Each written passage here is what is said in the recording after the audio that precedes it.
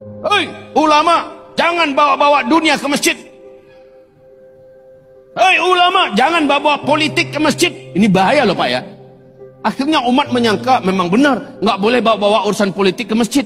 Ulama nggak boleh bicara politik. Harus dipisahkan antara umat, antara Islam dengan politik. Bahaya ini Pak. Kenapa demikian? Nabi Muhammad waktu di fase pertama buat istana tidak? Jawab Pak, buat istana tidak Nabi Muhammad?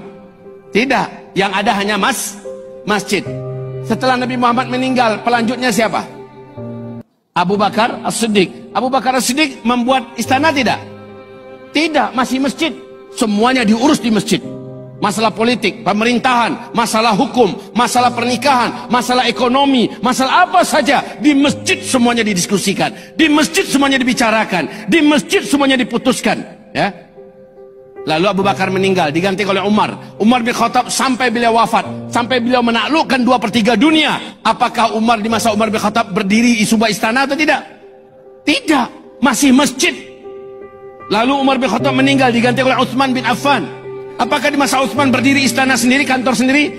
Ada tidak? Tetap masjid. Lalu Utsman bin Affan meninggal dunia, digantikan oleh Ali bin Abi Thalib. Apakah ada gedung sendiri, istana sendiri? Ada apa tidak? Tidak ada, semuanya masjid. Dan masjid memang fi buyutin adzinallahu an turfa'a wa yuzkara fiha ismuh. Masjid adalah segala apa yang dikelola oleh umat Nabi Muhammad dalam kehidupan beragama. Masjid sentralnya, masjid pusatnya. Nah dengan ini, ketika dikembalikan kehidupan manusia kepada agama, maka pusatnya masjid. Masjid tempat membicarakan ekonomi umat.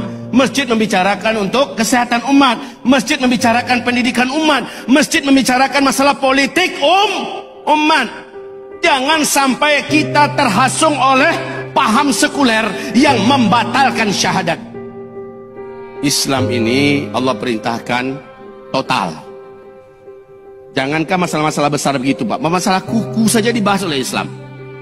Masalah bulu ketiak saja dibahas oleh Islam. Maaf tidak? Betul tidak? Masalah kotoran saja, tinja kita dibahas oleh Islam. Jangankan masalah pemerintah lagi, jangankan masalah politik lagi, masalah yang kecil saja Islam kupas.